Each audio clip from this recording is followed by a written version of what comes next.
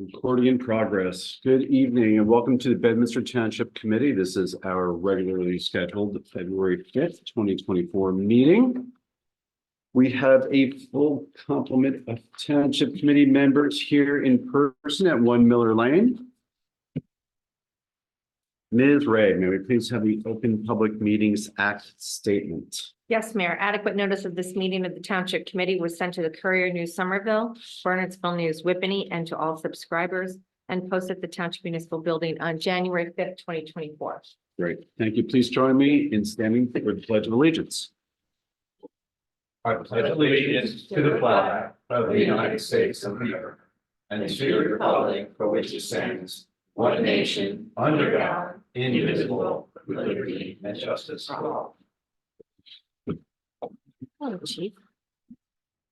So before we proceed with the rest of the meeting, I mentioned this at our budget meeting last week. We note the passing of Teresa Petrus. And I haven't seen well, I did see one obituary for her, but actually what I thought was better written was a letter that Mayor Steve Parker prepared. And he's going to send to the local papers, and I just want to read Steve's letter into the record. Last week, Bedminster bid farewell to Teresa Petrus, a woman who spent much of her life devoted to serving this community. Teresa lived in the Timberbrook, Parkside, and Wynwood neighborhoods, served as secretary and trustee of the Hills Village Master North Association. These homeowners associations are vital to maintaining the quality of life and the facilities in these neighborhoods. Her work, along with others who have served, have kept these communities one of the reasons Bedminster is such an attractive place to live. She was also an elected representative on the Bedminster Republican Municipal Committee. She championed her belief in small, responsive, conservative local government by vetting local candidates, promoting their policies, and sharing their philosophy with her neighbors. The founder of the local Republican Club, she served as treasurer in an organization designed to bring people together with common values and interest. A member of the Bedminster Environmental Commission, she took a leadership role as vice chair, reviewing development applications for their impact on our open spaces and rural character. Teresa was a strong advocate for our township's natural beauty. Most of all, we know that Teresa Petrus could always be counted on as a friend and supporter of our wonderful community. Her service has truly made Bedminster a much better place, and we will miss her and honor her memory. I'll just pass on a personal note that during, I think it was probably our last campaign, I didn't realize that she had moved from Timberbrook to Wynwood, and she moved from an affordable restricted unit to a market unit. And when I ran into her, she was actually getting to her car and heading out. She's like, "Oh, you got to see my patio. You got to see what I bought. You have to see it." And she was so proud, to have lived in affordable housing and stayed within it with Parkside and then to Timberbrook, but proud to also have moved out and to open her spot to others who needed it. And that'll be my memory of Teresa. I'll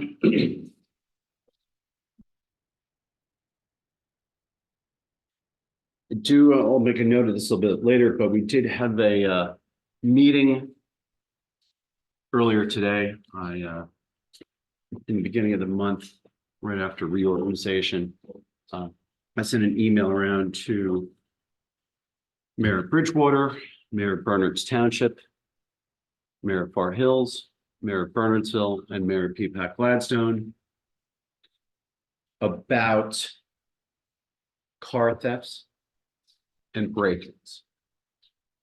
And before I did, I checked with Chief Bernardo to make sure that he was okay with what I was doing. He gave me the thumbs up and suggested that the mayors and perhaps some of the representatives from the police departments get together and just talk regionally, see what each community was doing, what each department was doing.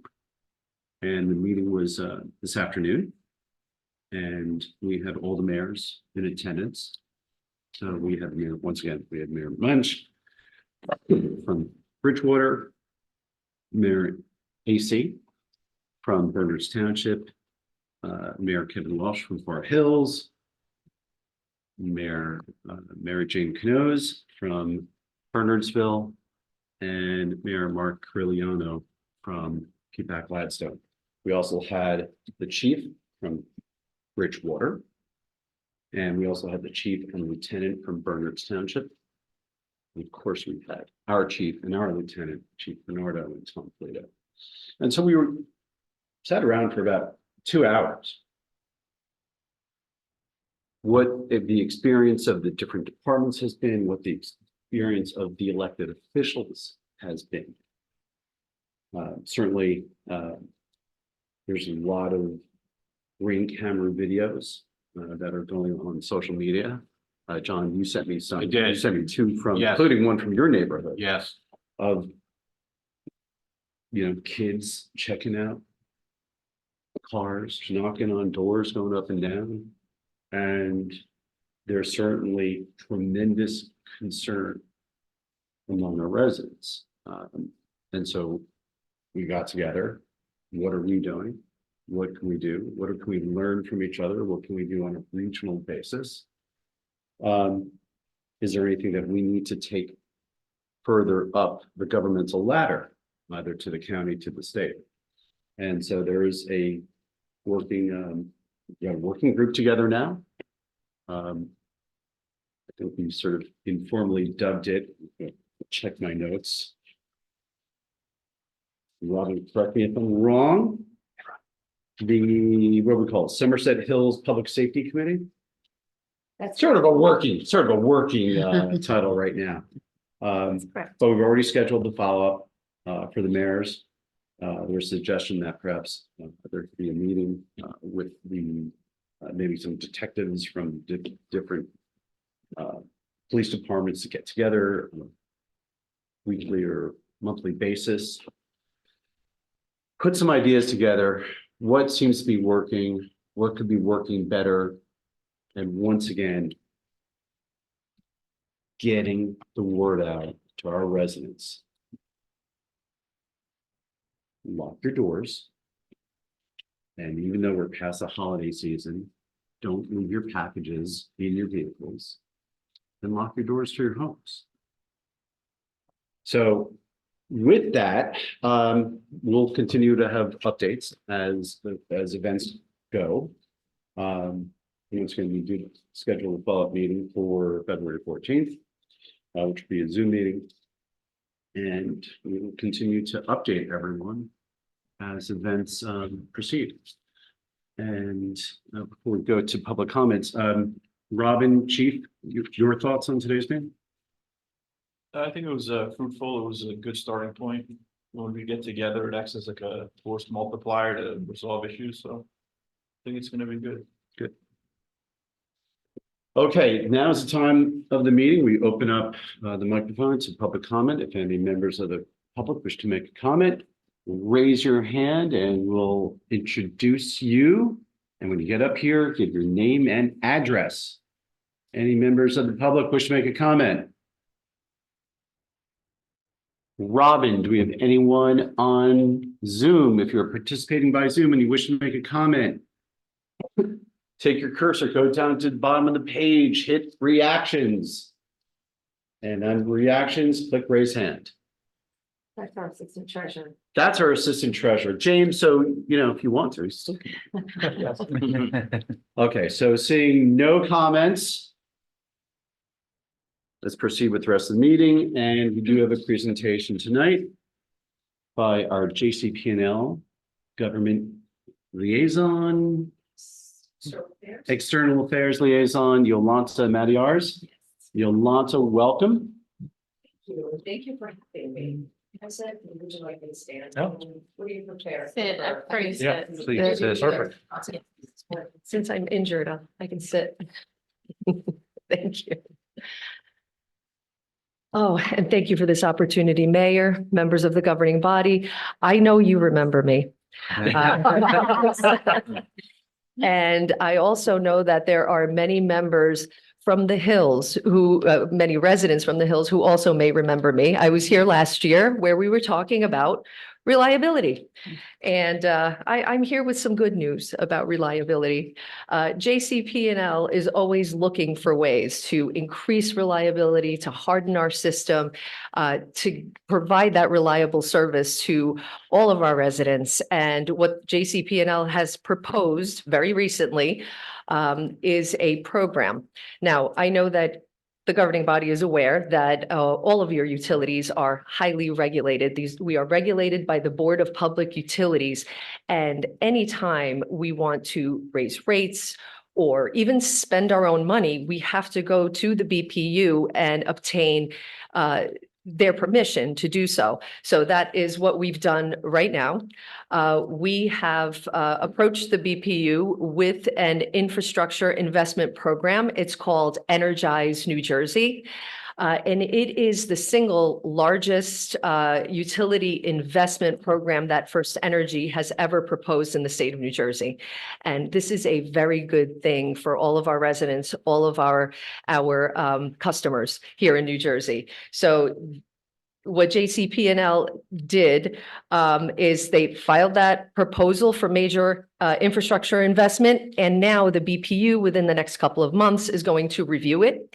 The process also implicates a public advisor who also looks at our proposal to ensure that it is good for the residents and for our ratepayers, for our customers, and then it'll go to the BPU for a hearing, essentially. So what this proposal is a $935 million, so almost $1 billion we want to invest in our infrastructure here in New Jersey.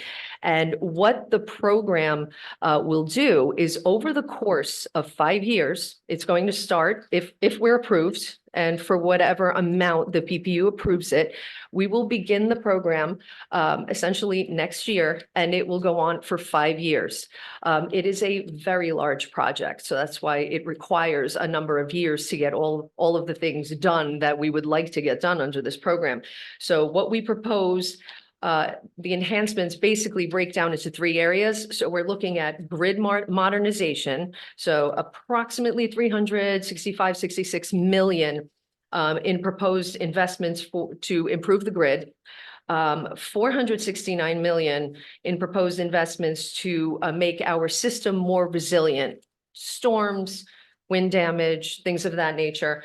And also 100 million in proposed investments into substation modernization. And I've basically pulled all of the substations that feed into Bedminster, and I can tell you that every single one is going to have improvements made to it by virtue of this program over the next 5 years, which is very good news for not only the hills, but for all of Bedminster. So just to get into some of those things a little bit more deeply. With the grid modernization component, this is supposed to establish the groundwork for building and shaping JCP&L's future electric grid. As you well know, we are having more and more of an expansion of development. We have many new customers coming on board. We need to shore up this electric grid. We need to expand it. We need to make it ready for the demand of the future. And that's basically what we're doing through this. So we're also looking to harden our system against storms. As I said before, we're looking to expand that capacity and to integrate advancing technologies. We're also looking at uniformity. There are some areas in the state where the voltages are not uniform. So we are looking to make all voltages uniform throughout the system. That's going to make it easier to transfer loads from circuit to circuit and restore people, even in the event of a wider spread outage. So very, very good things. Does anyone have any questions? So at one point, you mentioned $1 billion investment subject to BPU approval. Correct. So, and you said that the number might be different if BPU approves a different number. Yes. So what we're, so, Just to be clear, the JCP&L investment, yes, and I will note that the agenda item is JCP&L pending rate increase. So investment rate increase. Yes. We're looking at, so your rate increase is directly, is it a one-to-one rate increase to the investment? no. The rate increase that we are expecting is approximately 3.6% on a utility bill over the course of 5 years. And that'll phase in over the course of those 5 years. So the first year, it'll be a little bit less than 1%. The second year, like 10 cents or 1%, 99 cents or 8%. So they expect that over the 5 years, there will be 7 incremental increases as time goes on until we get to that 5th year. And that will be approximately the 3.6% of everyone's monthly bill. However, that's only if the BPU approves the full $935 million project that we've proposed. So all of this may look a little bit different. And as you know, there's always a process before the BPU and a conversation. So these numbers may look a little bit different by the time we're finished. So this is our proposal. Our engineers have been working for a good long time, looking at our infrastructure and looking at what we need to improve. And this is the plan that we think works. We are asking for support from all of our customers. We're asking for your support before the BPU so that, so that they know that we're all serious about wanting for this to happen because it is important. Now, will we get everything? I don't know. I sure hope so. And do you have any sense of the size or scope of the investment? Because you mentioned the substations in Bedminster. Yes. Can you give us any numbers or any idea of the size of what will be invested in Bedminster? I did a little back of the napkin calculation, and I know we've spoken about this before. And I said it was something about in the ballpark of about 6 million. I went back and I looked, and it may be double or triple that actually, when in terms of what is going to actually affect Bedminster. Because when I took a look at all of the other infrastructure improvements that aren't necessarily occurring within Bedminster proper, there are circuits and there are substations that are going to be getting loop schemes and things of that nature that is going to increase reliability in Bedminster as well. So these investments, they are quite substantial.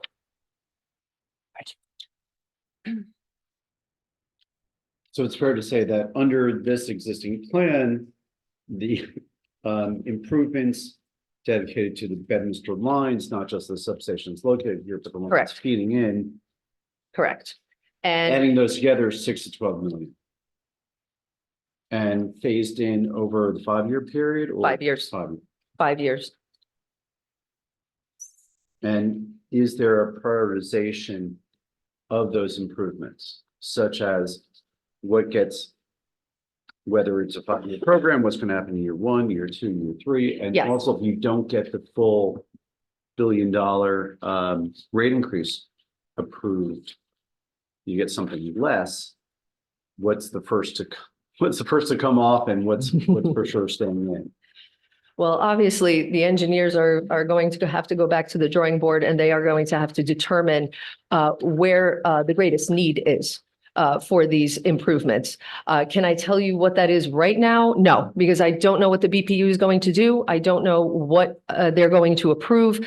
That's something that we'll have to go back for the engineers to take a look at to see where we're going to get basically the most bang for our buck. Right. And I guess that's another question, because the engineer recommendations for improvement,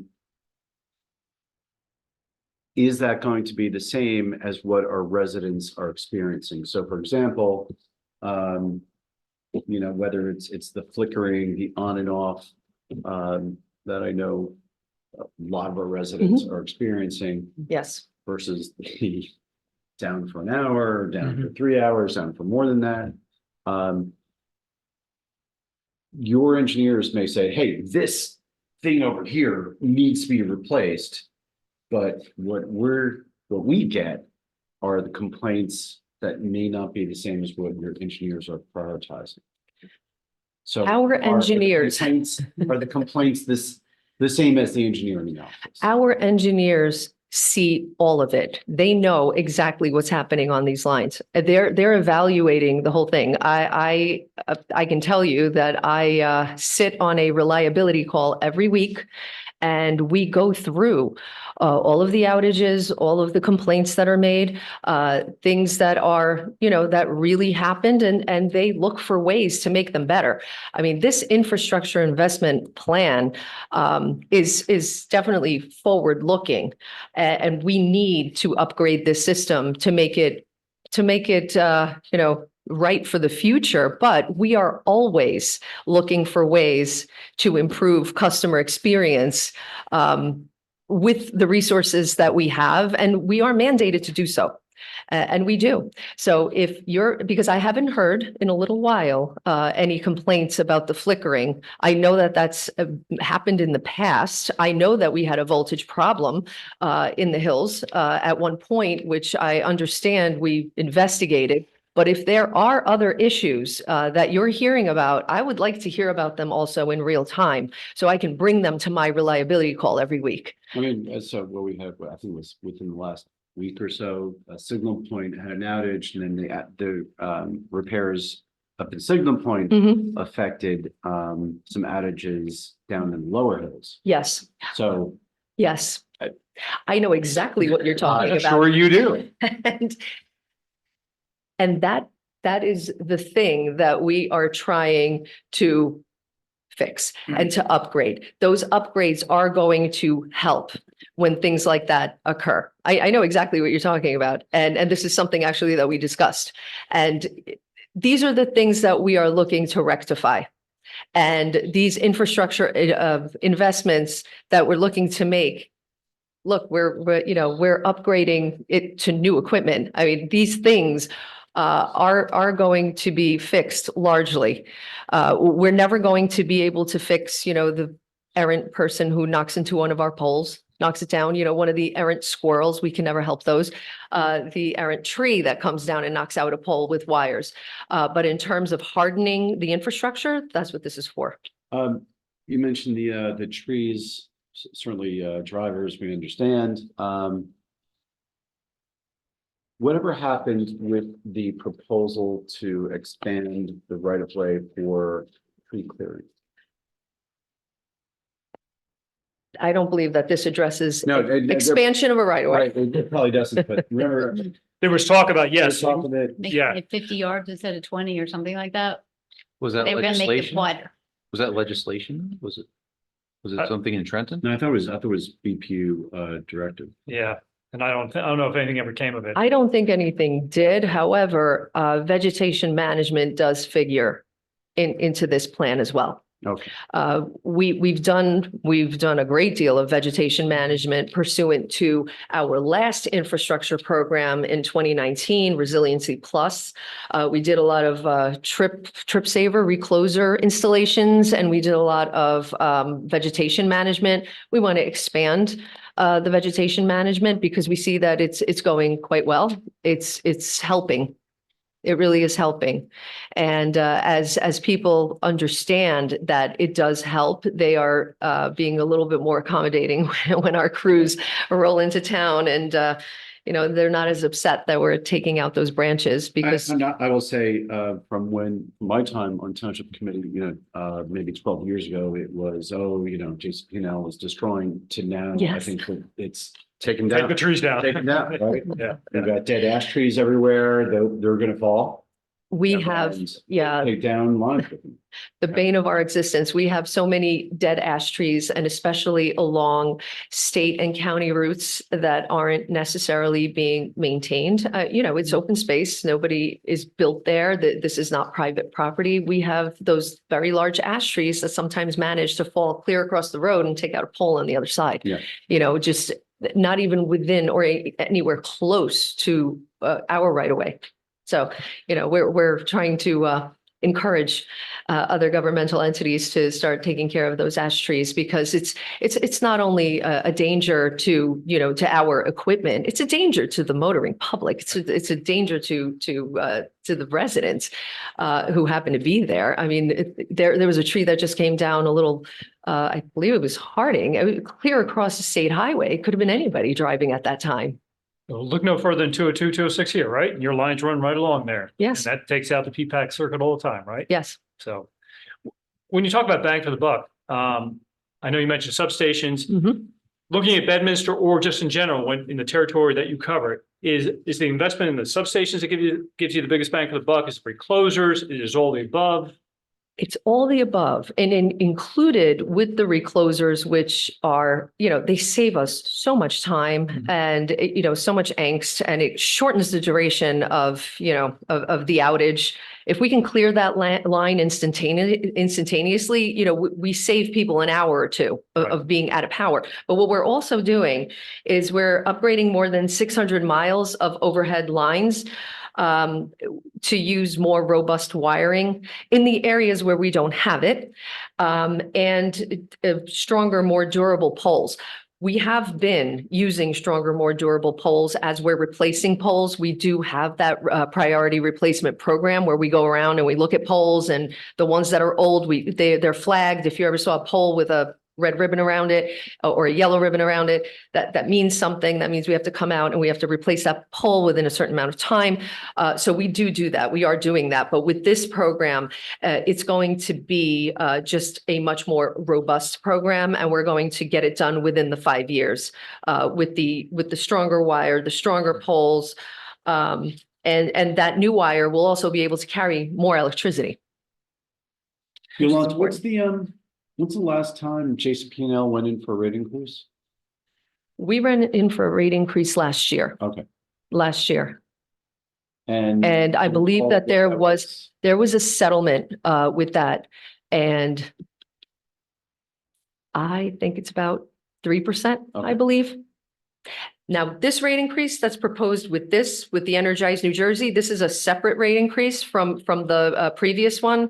But even if we get exactly what we're looking for with Energize New Jersey, even with any previous rate increases, we are still the cheapest electric utility in the state of New Jersey.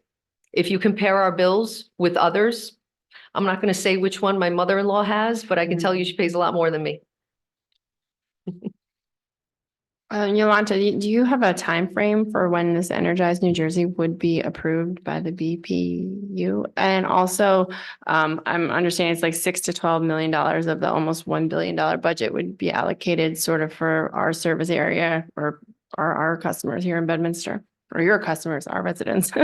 But will you follow back with us and let us know, like specifically, what improvements will impact our residents and how much is being spent on that?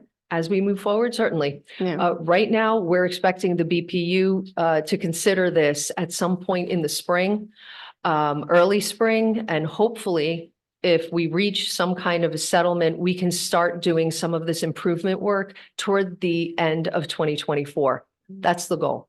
We want to start at least at the end of 2024. And I have some things right in front of me that, it's a proposal at the moment, but that's what we're shooting for.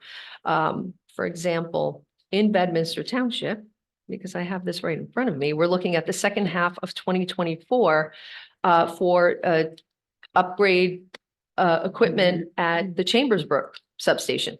So that is something we're proposing right away.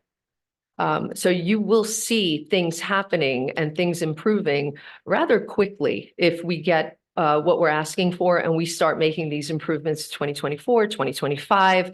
I see that a lot of things are happening in my territory, in 2024, 25, and 26. Some in 27. There are a couple of things that are going to happen in 2028 because certain things need to happen first before we can get to those other things because they are occurring at that same substation. So certain fixes have to be made first before we can move on to phase two. That's why it's 2027, 2028, and in the latter part of that 5 years that we're proposing.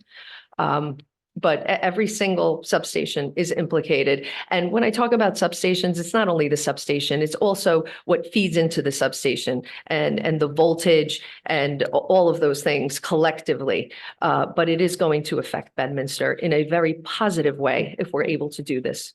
Yolanta, I think you mentioned P-PAC sub would receive a substantial funding if this went through. 'Cause PPAC, yes. I know we've had problems with that one in the past. I think that was the one that caused the problem back in June of this year when the Yes. power was up and down for hours and hours in the hills. Yes.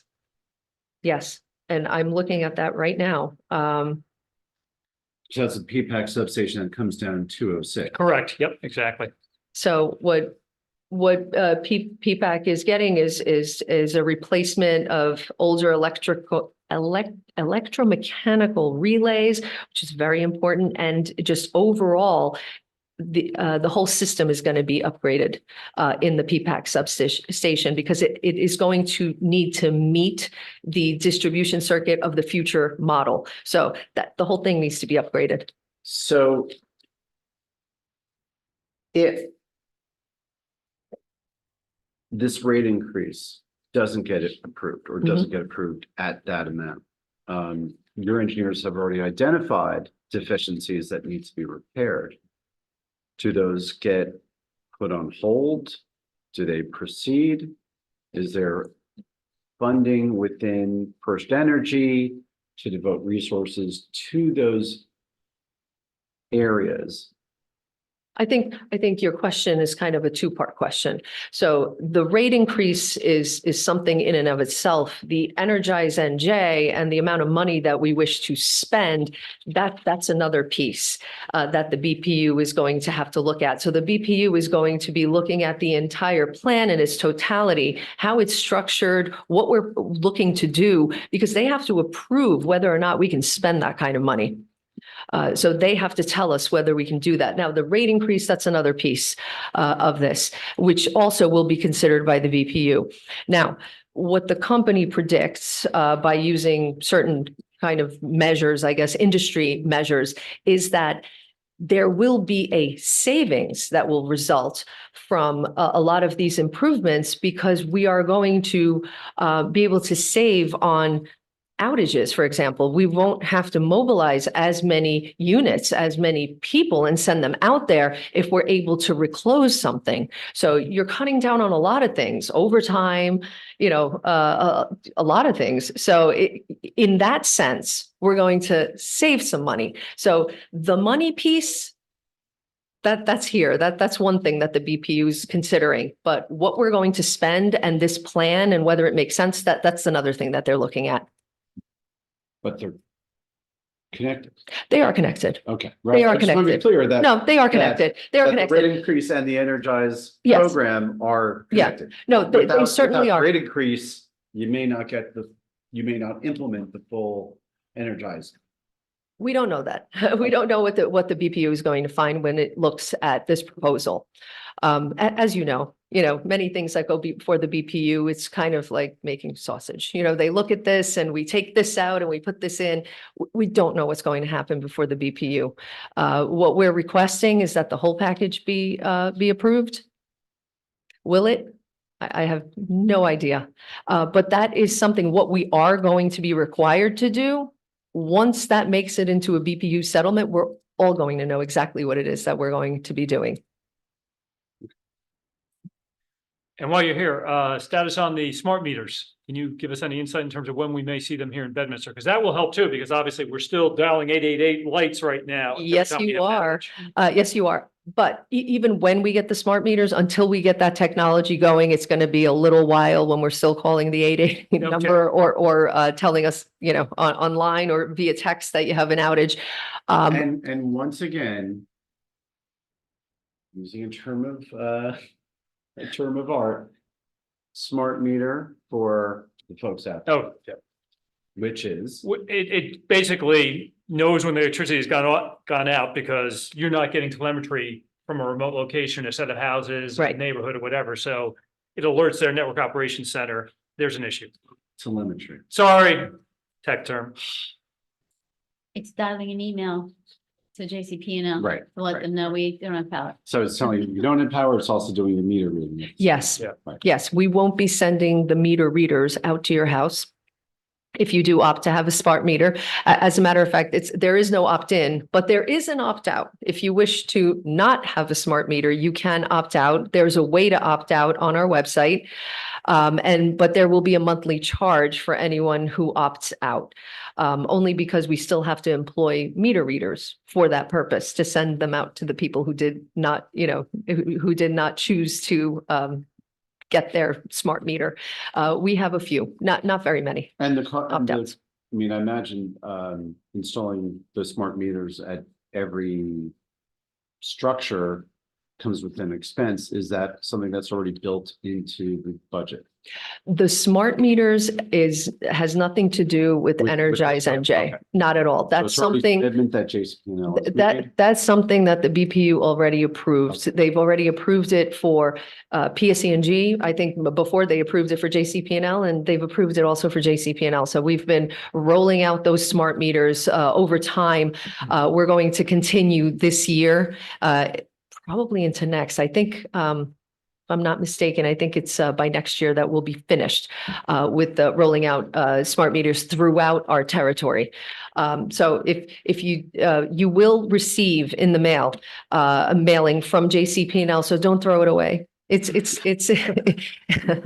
not propaganda. It's just it's just our notification. You will receive a couple of notifications before you actually see the gentleman who's going to install the smart meter, or lady who's going to install the smart meter. About a month in advance, you'll have some communication from us. About 2 weeks in advance, they'll tell you that we'll be there in 2 weeks.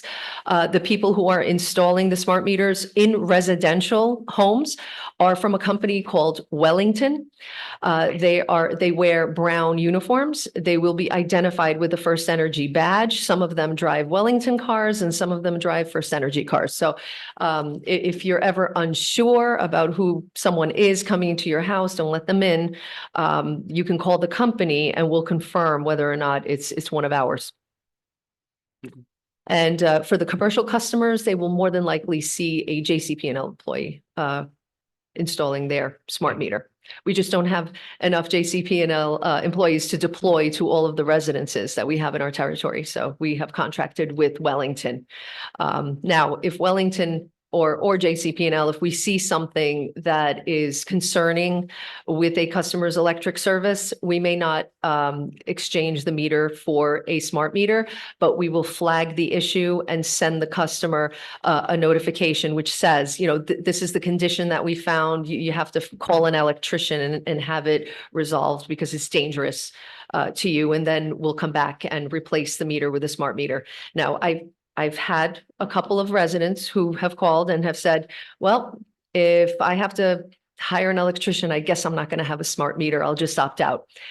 Once we flag you, we're going to come to the municipality and let them know that there is an issue there. We are going to keep sending notifications to people because it's dangerous. If we identify a dangerous situation, we're not just going to let it go. We are going to continue to follow up with that resident. So opting out is not the answer, because we are just going to keep following up to make sure that whatever dangerous situation that was found is resolved, because we don't want anything to happen to anybody's house. Okay, any further questions? Is there a plan, or is there a plan needed for any kind of upgrade or replacement of our underground electric lines? Because in the hills, it's all buried. Yes. And it's been buried for a long time. And I would imagine after a while, the covers start to rot on these things, and that could be part of our outage problem. We have studied that issue, and the engineers have identified, at least until this point, that it's the underground is not the problem. It's the above ground that's the problem. So we have fixed some of the issues that we've been having with some of the above ground that's feeding the underground, but the underground does not seem to be an issue in the hills. And I made it a point to bring that up with our engineers to make sure that we're not missing anything. There's a lot of underground buried in a lot of different places, many different towns throughout my service territory that is 20, 30, 40 years old. And it's still fine. It's still okay. When it becomes not okay, that's when we have to look at, what's going to be the plan moving forward. Within Energize NJ, we have identified areas that have older underground systems that do require upgrades. And some of the money that, that is being put toward Energize NJ is going to replace those that are failing, that are truly failing. Here in Bedminster, I don't believe that they are failing. We haven't found them to be failing. And we were able to resolve the issues that we were having last year through looking at some of the above ground problems that we identified. Good to know. What was the the Woodduck Pond issue? Those are laterals. Those were underground laterals. Correct. Yes. That was a particular case where for some reason that particular neighborhood had been impacted by failures on. Yes, 2 or 3 yes. times. And those were the that we had that little issue with the bill. Yes. Yeah. Those were laterals that were leading up to, those were not the undergrounds that are underneath the, under the roads that we have in those conduits. Those were the underground laterals that led up and fed into a bank of meters. Right. And for whatever reason, and I know people dig all the time and they don't call before they dig because they figure if they're going to, if there's a landscaper, he's mowing something, he's going to dig something up in a lawn. Nobody thinks to call us, but you got to call 811 when you're going to dig anywhere on your property. Especially if you know that you're somewhere in the vicinity of what may be water lines, gas lines, electric lines. You really do, because you may damage those lines underground. And I'm not saying that that's exactly what happened, but it could have been what happened because they were in that area that was leading up to that meter bank. So for whatever reason, but we did replace them. Any further questions for Yolanta? Okay, Yolanta, thank you for your Thank you very much. presentation. Thank you for Thank coming. you. Appreciate it. Well, can we count on your support for Energize NJ? I think I need to give it a little more thought because generally we're not in favor of rate increases. So I think it's something that we have to consider. We're certainly in favor of the investments in the infrastructure, but I think that's something that we need to consider a little bit more time. Well, we would certainly appreciate your support for the investment piece, even if you're not supportive of the rate increase piece. That we certainly appreciate if you would let the BPU know that you want us to spend this money.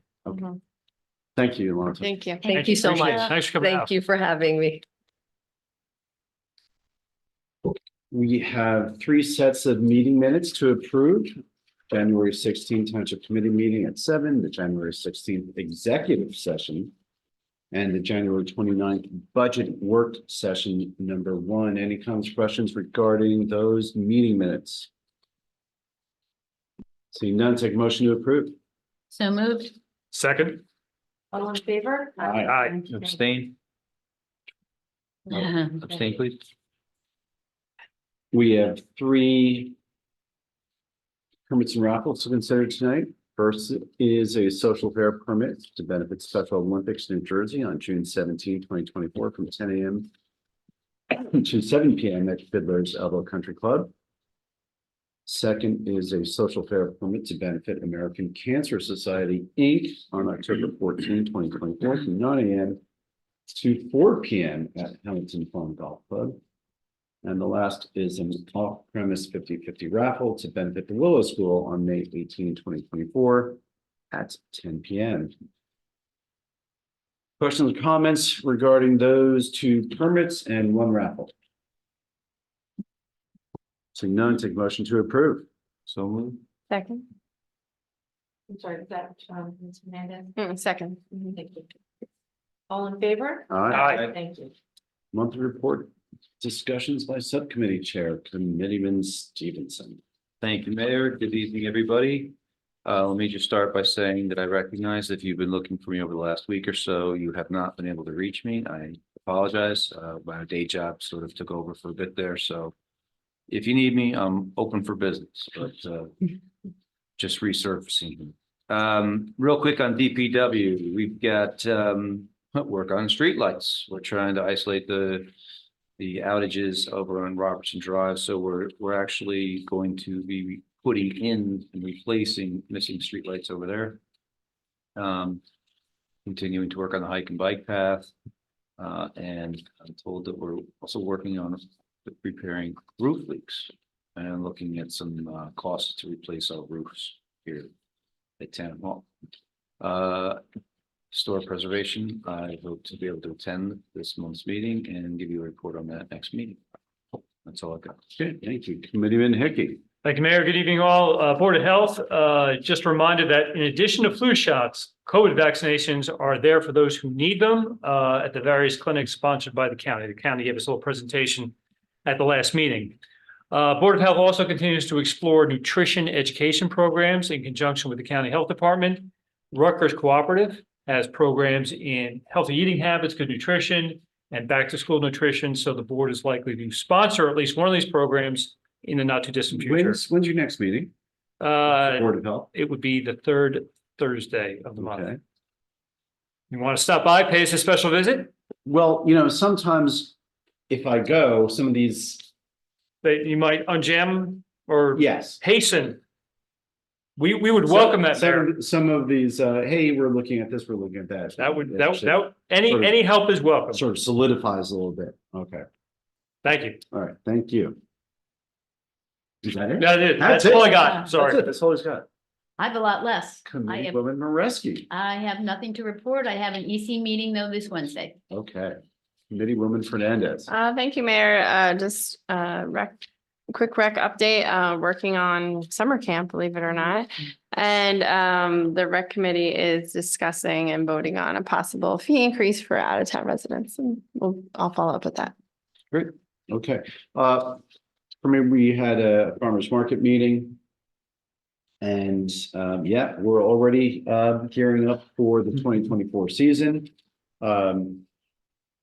Neil Mastrobuono updated the farmer's market application. I just gave it a once over and it is now live on our website. So he's already received a number of inquiries for some possible new vendors for 2024 and has already had applications submitted from last year's vendors. So that's all proceeding. Land use board, there was a meeting last week. Both Committeeman Hickey and I were ineligible to attend since it was a zoning board meeting. And I believe there's a meeting this week also with a zoning board application. So Committeeman Hickey and I will remain ineligible to attend this week's land use board meeting. Library, I had asked Neil Mastrobuono from rec director to reach out to Mary Callahan over at the library. They run programs, rec runs programs. There's a little bit of exchange of information and marketing.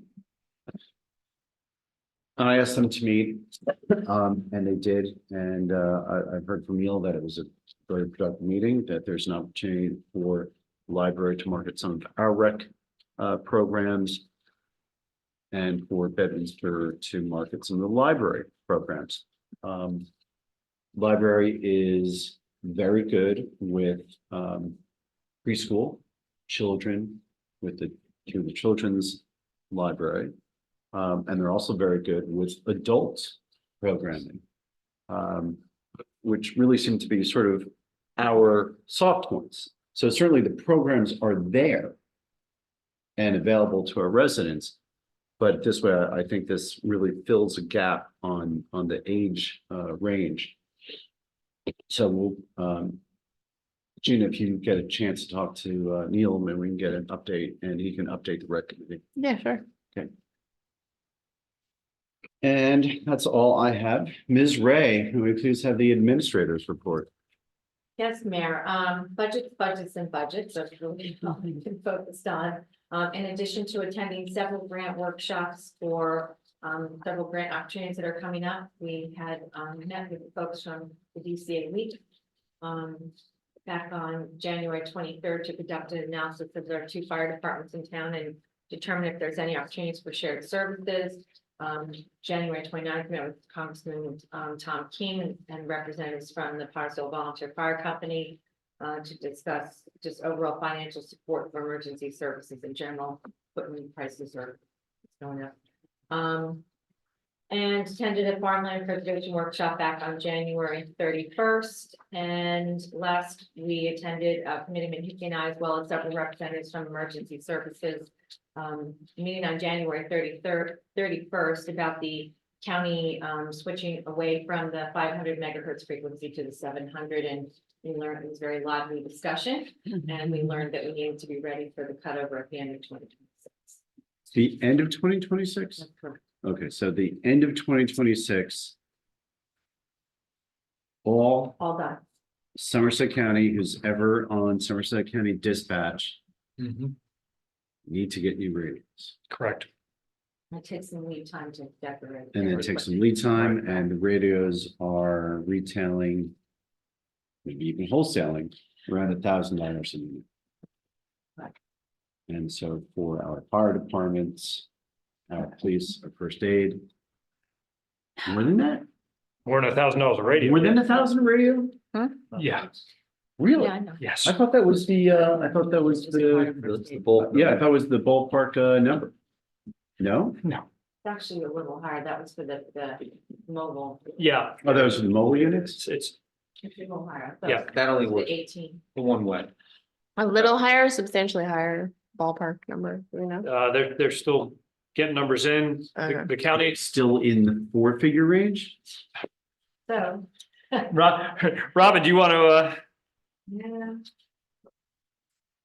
Well, we had an estimate from the wireless, all of just for Far Hills Bedminster Fire Department, 670,000. that would be more than 1,000 per unit. That's more than 1,000. Right, Correct. right. And this is just for, the police already made this switch several years ago. This is just for our 2 fire departments and our first aid squad. And that's just one. 670. Right. We have 2 more. They're quotes for it. The county is offering a discount of 10% off the price, the list price that Motorola provides to them. There may be opportunities to negotiate additional discounts, but no guarantees. Everybody's in the same situation In the county, in the county. Hence the lively discussion. Yes, right. because this was the first Right. time we definitively heard it's being shut off in 2026, the end of 2026. They're going to operate simultaneously the 500 and 700 band between now and then. So, but Morris County, Hunterdon County have not switched over. They are in the process of moving to 700 as well. Morris, Union, and Middlesex, not sure about Hunterdon. And that also dictates then potentially need for multiband radios, which are more expensive because you need to communicate with those counties in a mutual aid situation. So this needs to be well thought out. So we need to communicate with Morris and we need to communicate with Hunterdon. Correct. Especially in Pottersville. Pottersville, right? Well, even Far Hills, I mean, Mhm. mutual aid with Chester and certainly Pottersville with Chester and Hunterdon. And by the way, there's no money at the county level for purchases, so every municipality is on their own. That's Or grant opportunities? That's what we're looking at. So Robin is leaving no stone unturned. yeah, I've been attending several workshops. There's an appreciation for firefighters grant, which is through FEMA. It's highly competitive. We're competing against rural fire departments across the country. For vehicles, operations and safety or regional type programs, for operations and safety in vehicles. So just trying to determine the best course of action. Do the fire departments all band together in this, mutual Northern County mutual aid, and they apply as a team for that, or do we apply individually for the fire departments where they may have a better chance of getting money? We also need fire trucks, so it's a whole balancing. Right, and so I asked Robin to reach out to our public finance attorneys, which I believe you guys did today, We did. to get an understanding of what the going rate is for a 1-year ban, or perhaps as we, what might be a recommendation, even less than a 1-year bond anticipation note. But also to look at what the going rate could be for a 10-year bond issuance. So there are some options, and we're exploring them all. Leaving no stone unturned. Yeah. That concludes my report. Okay. Chief, anything to add from your department? No, sir. Okay. We have no ordinances scheduled for tonight, so we have no introduction. We have no public hearing of ordinances. We do have a consent agenda. Mayor, Yep. you need to pull G. You need to pull G. Our administrative agent did not vet the resolution with me. There will need to be language in the resolution requiring the homeowner to provide a deed to herself, extending the deed restriction another 30 years. So that's recorded with the Somerset County Clerk. Okay. And as of record, we know what happens when things aren't recorded. Yes, with the we county know when clerk. things are not recorded, they are not recorded. And people seem to forget about them. And they don't notice. Imagine that. Yeah. So we'll take care of that for next meeting. So we can Okay. just carry that to the next one. So we'll consider A through F for tonight as a consent agenda, unless any member of the Township Committee wants to pull one of those items off for individual consideration. Seeing none, I'll take a motion to approve the consent agenda. So moved. Second. Roll call vote, please. Mr. Stevenson. Aye. Mr. Hickey. Aye. Ms. Moresky. Aye. Ms. Fernandez. Aye. And Mayor Jacobs. Aye. Thank you. And James, I'll note that item C appoints you as Assistant Treasurer and temporary QPA. So you don't have to take yourself off mute, but congratulations. Well, so it's actually appointing him as our public agency compliance officer. That sounds even fancier. Does that come with a raise? I'm sure he would wish it did. Oh, no, I don't think it does, though, does it? No, he gets the Okay. walkie-talkie. Standard. every It's a, municipality- he has to pay for some though. So every municipality should be appointing a public agency compliance officer, which is typically your QPA. And since we hired James on the 18th, we're making it effective. Okay, congratulations, James, for filling our role as Public Agency Compliance Officer. PACO. Okay. We have no other resolutions on for tonight. We'll take the motion to approve the bill list pending review of individual invoices. So move. Second. Roll call vote, please. Mr. Stevenson. Aye. Mr. Hickey. Aye. Ms. Moresky. Aye. Ms. Fernandez. Aye. And Mayor Jacobs. Aye. Thank you. Any matters for consideration as new business? No, going to old business, I think we should maybe add the Somerset Hills Public Safety Committee until we come up with a better Just roll. title and Oh, acronym. Of course. Yeah. But sticking with old business, the DOT improvements at, honestly, I don't remember if this was our last meeting, with the Ms. Sarah asking about the Lamington Road 206. Was that our last meeting? Yes. January 16th. Okay. So after that meeting, both Chief Bernardo, Ms. Ray, and I all reached out to Mayor Hammond, our liaison over at DOT, asking about what could be done to improve the safety at that intersection, which again, the reminder is the intersection leading across 206 towards the library, or from the library coming back into Bedminster Village.